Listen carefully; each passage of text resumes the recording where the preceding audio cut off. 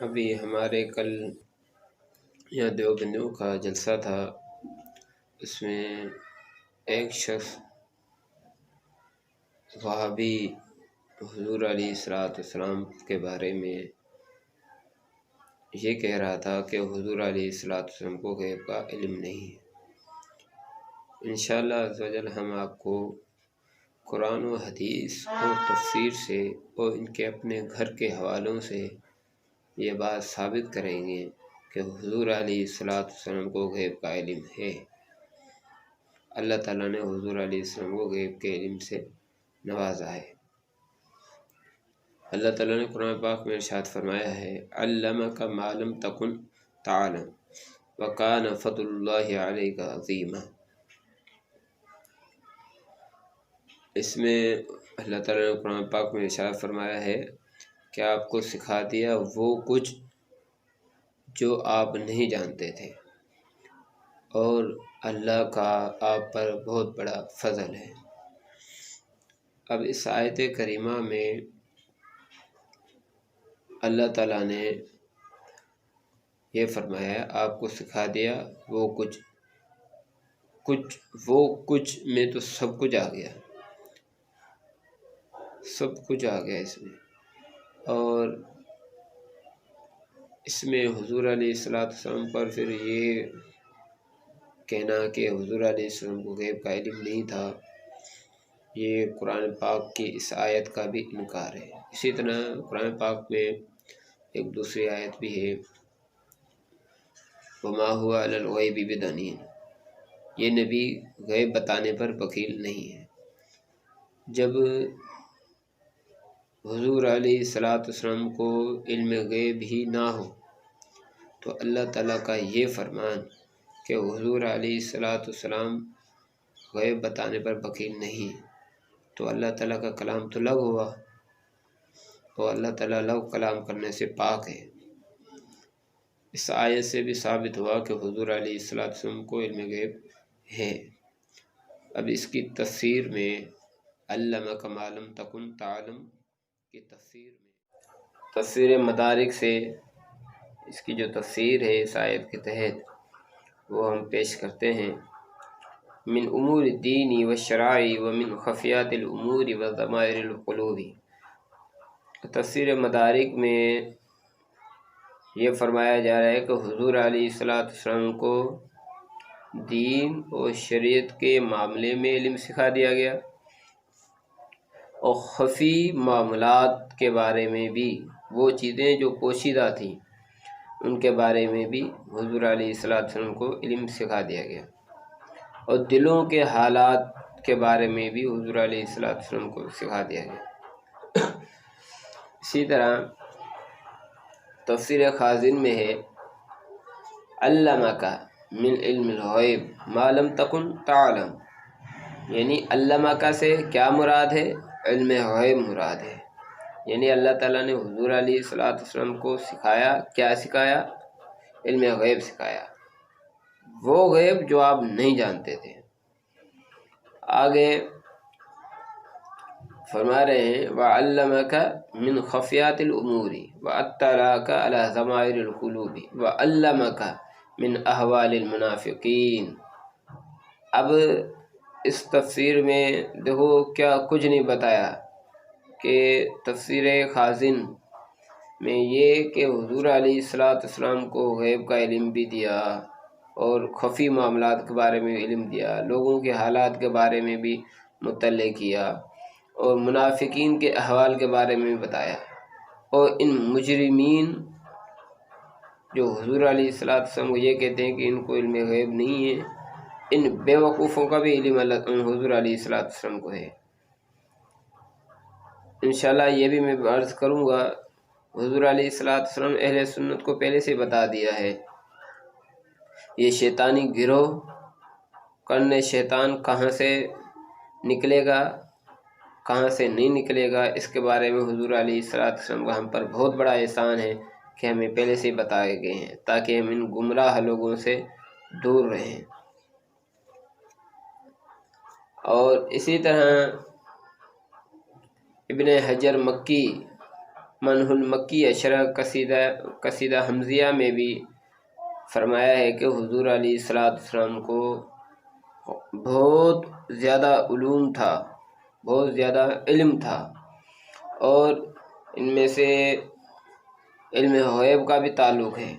یعنی اللہ تعالیٰ نے ان کو علم غیب بھی دیا۔ پھر وہ اپنی اس بات پر دلیل پیش کرتے ہوئے اس حدیث کی طرف اشارہ بھی کرتے ہیں، فَعُلِمْتُ علم الاولین والآخرین، کہ مجھے اول کا بھی علم دے دیا گیا اور آخر کا بھی علم دے دیا گیا۔ یہ قرآن پاک کی ایک آیت کریمہ تھی، اور اس کی تفسیر میں ابن مدارک و خازن سے آپ کو بتایا، اور علامہ ابن حجر مکی کے بارے میں بتایا کہ ان کا موقف کیا ہے۔ یہ تمام علماء کرام اور قرآن شریف خود شاہد ہے کہ حضور علیہ السلام علم غیب ہے۔ اب ہم حدیث شریف کی طرف چلتے ہیں کہ حضور علیہ السلام نے اپنے بارے میں بتایا ہے کہ مجھے علم ہے یا نہیں۔ بالکل حضور علیہ السلام یہ حدیث علمت علم الاولین والآخرین اس پر شاہد ہے، اور اس کے علاوہ صحابہ کرام نے حضور علیہ السلام کے بارے میں کیا علم غیب کے بارے میں ہمیں بتایا ہے کہ صحابہ نے کہ حضور کو علم غیب ہے یا نہیں ہے۔ ہم مسلم شریف سے روایت پیش کرتے ہیں،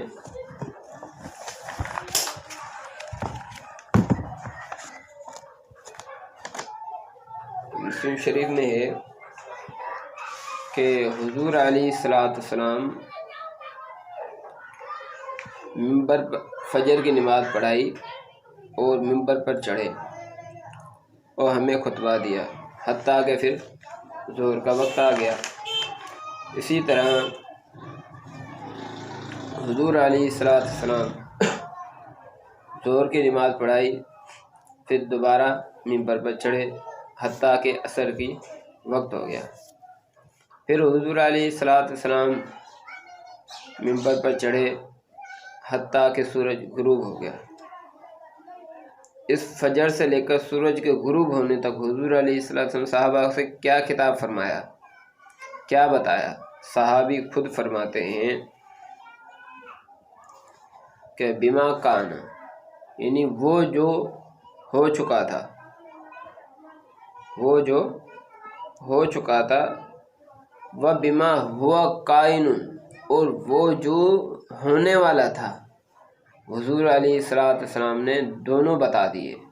یعنی فجر سے لے کر سورج کے غروب ہونے تک جو ہو چکا تھا اور جو ہونے والا تھا وہ سب بتا دیا۔ میں متن پڑھ لیتا ہوں کہ حدثنی ابو زید قال بنا رسول اللہ صلی اللہ علیہ وآلہ وسلم الفجر وصعد المنبر فخطبنا حتى حضرت الظهر فنزل فصلى ثم صعد المنبر فخطبنا حتى حضرت العصر ثم نزل فصلى ثم صعد المنبر فخطبنا حتى غربت الشمس فأخبرنا بما كان وبما هو كائن، یعنی جو ہو چکا تھا اور جو ہونے والا تھا وہ سب حضور علیہ السلام نے بتایا۔ اب آیت کریمہ میں بھی ہے علمک ما لم تکن تعلم، آپ کو سکھا دیا وہ جو آپ نہیں جانتے تھے۔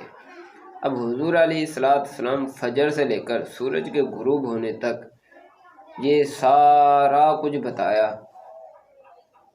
کیا یہ علم غیب نہیں ہے؟ اب ہوا نہیں تھا، ہونے والا تھا، ان کے بارے میں بھی خبریں دی، اور ان خنزیروں کے بارے میں بھی خبریں دی جنہوں نے حضور علیہ السلام کے بارے میں گمان کرتے ہیں کہ ان کو غیب کا علم نہیں ہے۔ اسی طرح ایک اور حدیث شریف ہے اسی مسلم شریف کی، حضور علیہ السلام نے حضور علیہ السلام کھڑے ہوئے اور ہر چیز کی جگہ بتائی، یعنی کوئی ایسا مقام نہیں تھا جو آپ علیہ السلام نے چھوڑا ہو، ہر چیز کے بارے میں بتا دیا۔ کیا ہے؟ عن حذیفہ قال قام فینا رسول اللہ صلی اللہ علیہ وآلہ وسلم مقاما ما ترک شیئا یکون فی مقامی ذلک الی قیام الساعۃ، یعنی قیامت تک جو چیز جہاں کی ہے، جس جگہ کی ہے، وہ سب بتا دیا۔ اور ان بے وقوفوں کے بارے میں بھی حضور علیہ الصلوۃ والسلام بتا دیا کہ یہ فتنہ پیدا کہاں سے ہوگا، یہ فتنہ نکلے گا کیا، یہ بھی حضور علیہ الصلوۃ والسلام معلوم تھا، وہ کہاں کہاں تک یہ جائیں گے، یہ بھی حضور علیہ الصلوۃ والسلام کو معلوم ہے۔ کیوں؟ حدیث شریف ظاہر ہے، مقاما ما ترک شیئا یکون فی مقام ذلک الی قیام الساعۃ الا حدث به، سب کچھ حضور علیہ الصلوۃ والسلام نے بتا دیا۔ اب ان کے بارے میں بھی آپ لوگوں کو بتاتے ہیں کہ حضور علیہ الصلوۃ والسلام ان کنجروں کے بارے میں بھی ہمیں بتایا ہے کہ یہ شیطانی سینگ ہے، یہ شیطانی گروہ ہے، یہ وہابی کوئی اللہ والے نہیں ہے، یہ حرامی اور فاسق دین کو بگاڑنے والا یہ گروہ ہے۔ حدیث شریف میں ہے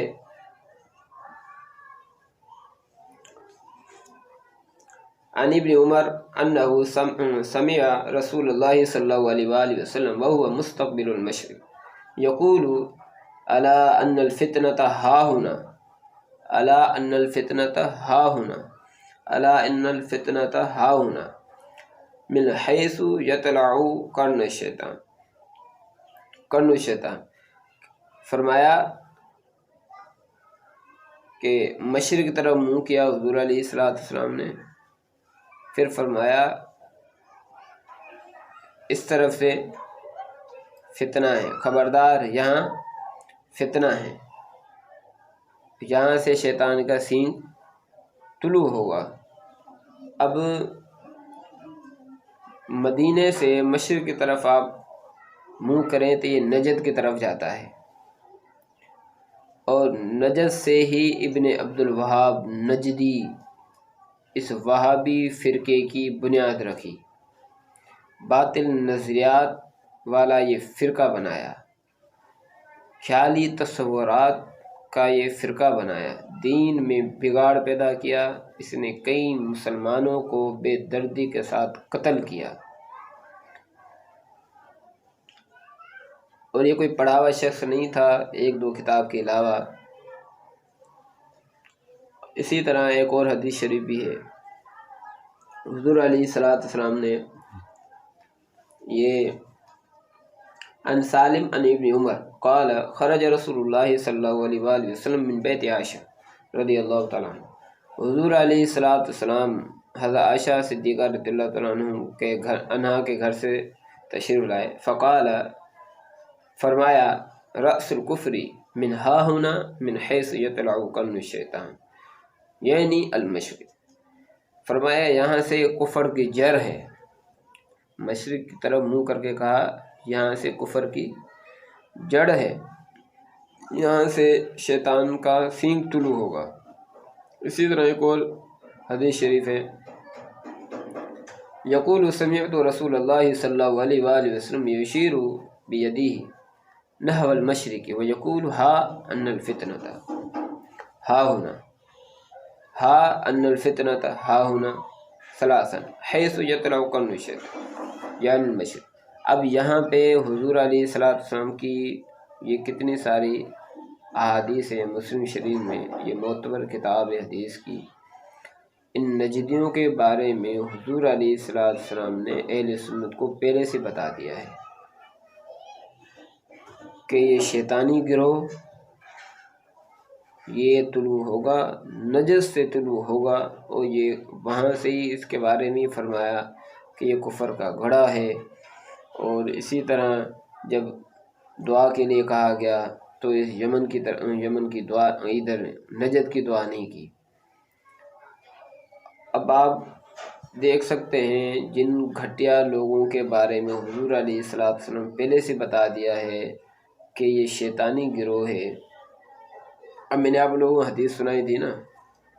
کہ حضور علیہ الصلوۃ والسلام نے فرمایا تھا کہ صحابی نے کہا تھا کہ حضور علیہ السلام نے کوئی مقام نہیں چھوڑا، مقاماً ما ترک شیئا، کہ کوئی مقام نہیں چھوڑا، سب چیز کا ذکر کیا، کون سی چیز کس جگہ ہے۔ اس کی شاہدی بھی آپ دیکھ سکتے ہیں، قرآن شریف کی 12 آیات سے حضور علیہ السلام کا علم غیب ثابت ہے، لیکن یہ قرآن شریف کی کسی آیت کو نہیں دیکھتے، منہ پھاڑ کے کہہ دیتے ہیں کہ حضور علیہ السلام کا علم غیب نہیں ہے۔ جس آیت میں حضور علیہ السلام نے علم غیب کی نفی کی ہے وہ ذاتی علم غیب کی نفی کی ہے، یعنی حضور علیہ السلام نے یہ کہنا کہ حضور علیہ السلام کا یہ کہنا کہ حضور علیہ السلام کے پاس جو علم غیب ہے وہ اپنا ہے، نہیں، اپنا نہیں، ذاتی نہیں، بلکہ اللہ تعالیٰ نے ان کو دیا ہے۔ ہم حضور علیہ السلام کو جو علم غیب مانتے ہیں، ان کو جو علم غیب دیا گیا ہے وہ ہم عطائی مانتے ہیں، ذاتی نہیں مانتے۔ اللہ تعالیٰ کا جو علم غیب ہے وہ ذاتی ہے، حضور علیہ السلام کا عطائی ہے۔ اب ذاتی اور عطائی میں زمین و آسمان کا فرق ہے۔ ظاہر ہے ایک میری چیز ہے، میں آپ کو دیتا ہوں تو وہ آپ کی تو نہیں ہو جائے گی نا، چیز تو وہ میری کہلائے گی، تو ہے آپ کے پاس۔ ہم بھی حضور علیہ السلام کو جو علم غیب مانتے ہیں کہ علم سب کا سب رب کے پاس ہے، رب کا اپنا ہے، اس کی مرضی ہے جس کو جو چاہے دے۔ حضور علیہ السلام کو اللہ تعالیٰ نے علم غیب دیا ہے، قرآن سے ثابت، حدیثوں سے ثابت، تفسیروں سے ثابت۔ اب آپ لوگوں کو کیا تکلیف ہے کہ حضور علیہ السلام کے علم غیب سے انکار کرتے ہو؟ اہل سنت کبھی بھی حضور علیہ السلام کے بارے میں یہ نہیں کہتے کہ ان کو جو علم غیب ہے وہ ان کا ذاتی ہے، نہیں، بلکہ عطائی مانتے ہیں۔ خیر، ہم آپ لوگوں کو اور بھی ان کے اپنے گھر سے بتاتے ہیں کہ ان کے اپنے گھر والے بھی، دیوبندیوں کے گھر والے بھی یہ چیز مانتے ہیں کہ حضور علیہ السلام کو علم غیب ہے۔ جیسا کہ سلسلہ التبلیغ کا 3 واعظ یہ رسالہ ہے دیوبندیوں کا، اور اس میں لکھا ہے